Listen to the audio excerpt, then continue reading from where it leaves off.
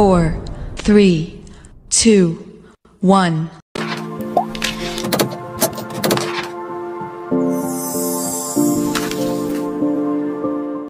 Keluarga bahagia dibuktikan dengan hidup rukun. Bagaimana caranya? Tonton terus video ini sampai selesai. Jangan di-skip agar Anda mendapatkan jawabannya. Sebelum lanjut videonya, jangan lupa like dan subscribe. Dan jangan lupa nyalakan lonceng notifikasinya agar mendapatkan video-video terbaru dari kami. Dan untuk sahabat-sahabat Damar yang merasa terberkati atas video ini, silahkan share video ini ke keluarga dan teman lainnya, karena betapa indahnya berbagi kebaikan. Shalom Aleichem, senang bisa menjumpai sahabat keluarga Damar. Apa kabarnya sahabat keluarga Damar? Doa dan harapan kami, seluruh sahabat keluarga Damar dalam keadaan sehat selalu dan senantiasa dalam perlindungan Tuhan. Sahabat keluarga Damar, saat ini kami mau berbagi untuk kita sekalian tentang keluarga bahagia dengan hidup rukun. Setiap keluarga bertujuan untuk mencapai kebahagiaan. Dengan segala upaya mereka lakukan untuk mencapai tujuan tersebut. Sebab sejatinya tidak ada satupun keluarga yang ingin rumah tangga atau keluarganya hancur atau berantakan. Karena bukan itu tujuan mereka menikah dan membentuk satu keluarga. Salah satu tanda bahwa keluarga itu bahagia adalah dengan mereka hidup di dalam kerukunan atau hidup rukun itu sendiri. Sebelum lanjut, saya mau membaca satu bagian firman Tuhan untuk sahabat keluarga Damar dari Mazmur 133 ayat 1 sampai ayat yang ketiga, berbunyi demikian. Persaudaraan yang rukun, nyanyian ziarah Daud. Sungguh alangkah baiknya dan indahnya apabila saudara-saudara diam bersama dengan rukun, seperti minyak yang baik di atas kepala meleleh ke janggut, yang meleleh ke janggut Harun dan ke leher jubahnya.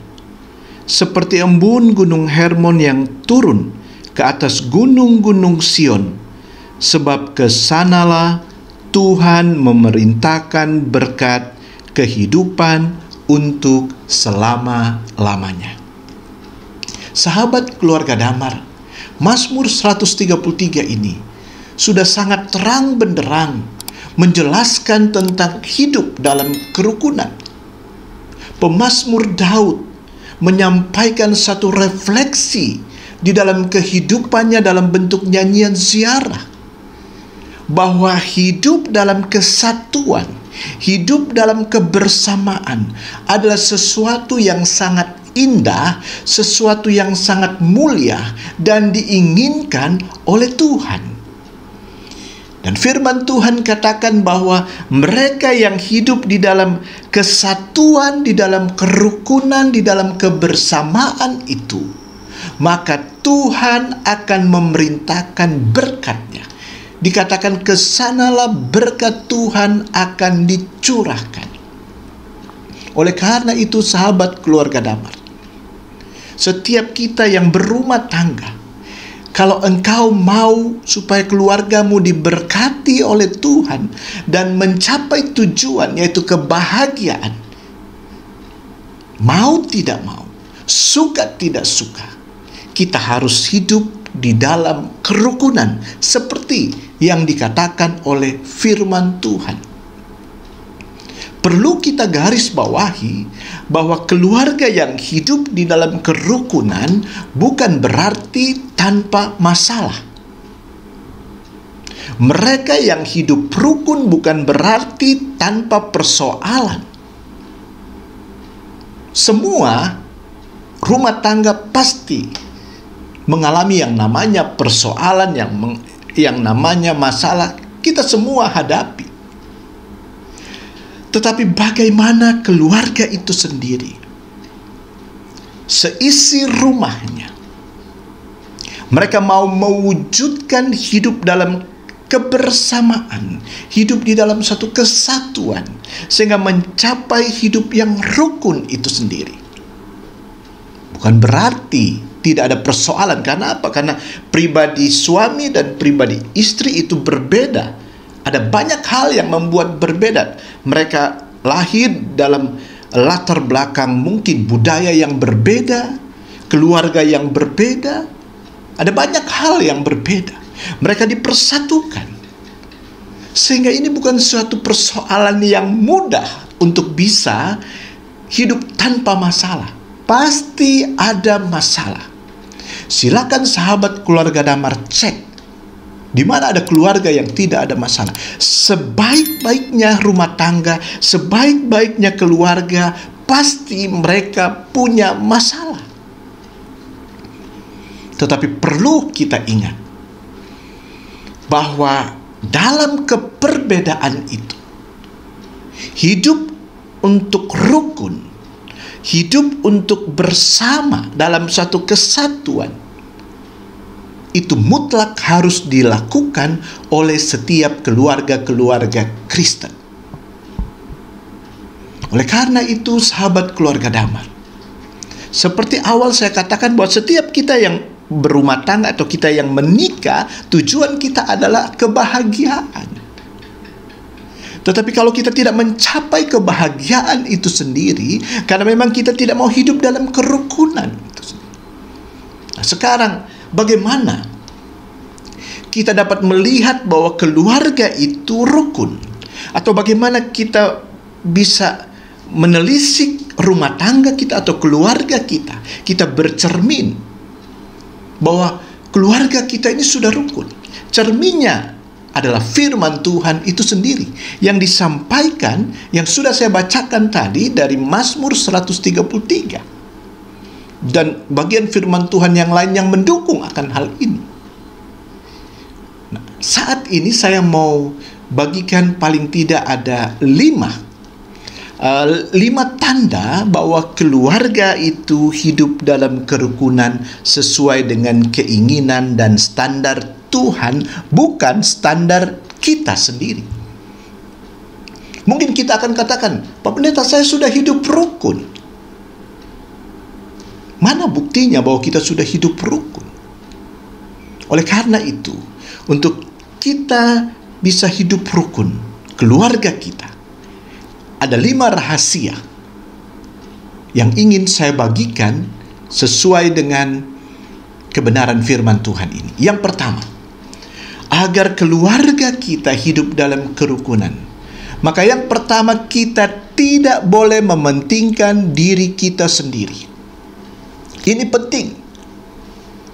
Selama kita begitu egois, selama kita merasa bahwa kita harus didahulukan dan diutamakan dan harus didengar tanpa kita mendengarkan pihak lain, entah kita mau supaya kita didengar, kita tidak mau mendengarkan istri dan sebaliknya, atau kita sudah punya anak, kita mau supaya anak mendengar kita dan kita tidak mau mendengar anak, maka saya sanksi kalau kita bisa mencapai kerukunan itu.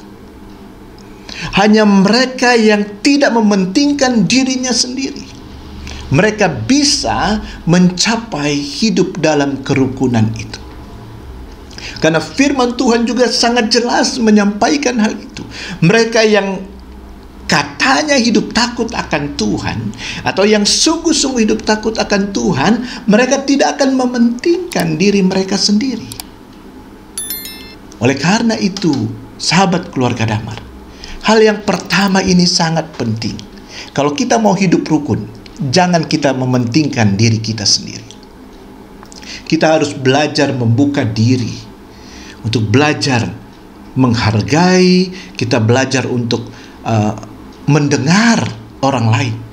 Kita tidak merasa bahwa diri saya benar, yang lain salah. No, tidak boleh demikian. Itu yang pertama. Kita tidak boleh mementingkan diri kita sendiri. Hal yang kedua, kalau kita mau hidup dengan rukun, maka di dalam keluarga harus ada pengampunan. Sebab apa? Tidak selamanya hidup kita akan benar. Ada kalanya dalam perjalanan hidup kita buat kesalahan. Entah suami buat kesalahan, entah istri buat kesalahan, entah anak-anak buat kesalahan. Sebesar apapun kesalahan itu, kalau kita mau hidup rukun, kita harus mau melepaskan pengampunan kepada anggota keluarga kita, kepada orang yang katanya kita kasihi. Jangan hanya bilang kita kasih, giliran dia buat kesalahan kita tidak mau ampuni, seolah-olah kita orang yang benar. Ingat, kita juga adalah orang berdosa yang Tuhan sudah ampuni. Kita ingat doa Bapa kami. Oleh karena itu, sahabat keluarga damar, tidak ada manusia yang sempurna. Tidak ada pasanganmu yang sempurna, tidak ada istri yang sempurna, tidak ada suami yang sempurna, tidak ada orang tua yang sempurna, tidak ada anak yang sempurna. Kita bisa saja buat kesalahan. Oleh karena itu, hal yang kedua ini sangat penting. Kalau kita mau hidup dalam kerukunan di dalam keluarga, kita mulai dari keluarga. Kita berangkat dari keluarga. Maka yang kedua ini, kita harus mampu dan bisa mengampuni kesalahan yang dibuat oleh anggota keluarga kita. Entah suami kita, entah istri kita, entah anak kita, entah orang tua kita. Pengampunan harus kita berikan kepada mereka. Kalau kita mau menikmati hidup rukun. Hal yang ketiga, agar kita bisa menikmati hidup rukun itu sendiri, kita tidak boleh mengungkit masalah yang sudah terselesaikan. Dalam rumah tangga, masalah itu bisa datang bertubi-tubi, silih berganti.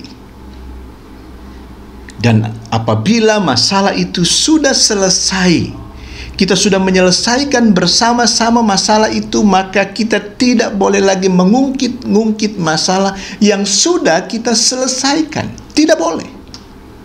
Ada begitu banyak keluarga-keluarga yang terus ribut. Karena apa? Karena satu pihak mulai ungkit masalah yang sebenarnya sudah selesai, diangkat lagi. Akhirnya menimbulkan luka lagi. Ini yang ketiga, sahabat keluarga damar. Kalau kita mau hidup dalam kerukunan, kalau kita benar-benar sudah menyelesaikan masalah itu, stop. Jangan lagi kita mengangkat masalah itu. Tetapi di sisi lain, ada juga keluarga-keluarga yang mengabaikan masalah, mereka tidak menyelesaikan, mereka hanya biarkan masalah itu. Dengan berjalannya waktu, selesai. Selesai dalam arti, karena bersama-sama sudah diam. Tapi mereka tidak pernah duduk bersama-sama untuk menyelesaikan. Dan ini bahaya. Kita hanya menyimpan bom waktu dan akhirnya nanti akan bermasalah lebih dahsyat. Oleh karena itu, saya mau menganjurkan kepada setiap kita, apabila ada masalah, jangan didiamkan masalah itu. Kita harus selesaikan masalah itu. Dan kalau sudah selesai, jangan sekali-kali mengungkit masalah itu. Itu yang ketiga. Yang keempat, agar keluarga kita hidup di dalam kerukunan, harus ada kejujuran di dalamnya. Kita harus membangun satu kehidupan yang dipenuhi dengan kejujuran. Suami harus jujur terhadap istri, begitu juga sebaliknya. Anak-anak harus jujur kepada orang tua dan sebaliknya, bahkan juga kakak beradik. Kejujuran itu penting. Selama kita menyimpan sesuatu, ada yang dirahasiakan, ini akan berbahaya dan akan fatal bagi keluarga itu sendiri. Sepandai-pandainya tupai melompat pasti akan jatuh. Sebaik-baiknya kita membungkus sesuatu perbuatan kita, sekecil apapun itu. Kita tidak mau jujur dengan pasangan kita, kita tidak mau jujur dengan anggota keluarga kita. Ini sangat berbahaya. Keluarga yang hidup dalam kerukunan, mereka akan membangun satu kehidupan yang jujur. Kita harus mulai dari rumah kita. Kita harus berangkat dari rumah kita, menumbuh kembangkan hidup jujur itu sendiri. Sahabat keluarga damar, di Indonesia ini, bahkan di dunia ini, sudah terlalu banyak orang pintar, tetapi masih sedikit orang yang jujur, dan itulah yang dicari. Dan kejujuran itu kita harus mulai dari rumah kita, dari keluarga kita. Belajar jujur. Itu rahasia yang keempat. Kalau kita mau mengalami hidup yang rukun, dan akhirnya firman Tuhan katakan, Tuhan memerintahkan berkat bagi keluarga yang hidup jujur, yang hidup dalam kerukunan. Yang terakhir, keluarga itu akan jujur dapat dilihat, di mana mereka akan saling menolong satu dengan yang lain. Saling menolong ini sangat penting. Yang saya maksudkan saling menolong, kita dari rumah kita belajar untuk saling menolong tanpa pamrih. Kita memberikan bantuan. Di rumah kita harus biasakan, jangan hanya satu orang yang mengerjakan pekerjaan rumah dan yang lain hanya santai-santai saja.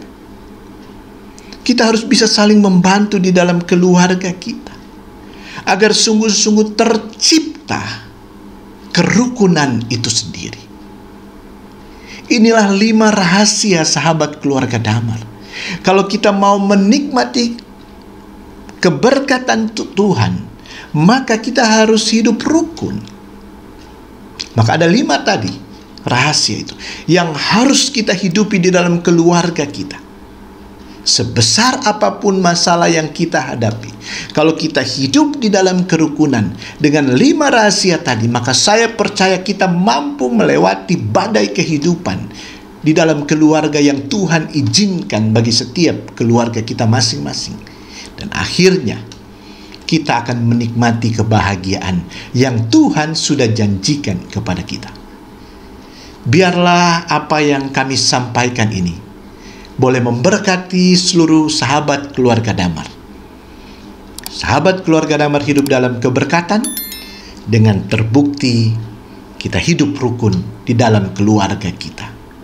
Tuhan Yesus memberkati seluruh sahabat keluarga damar.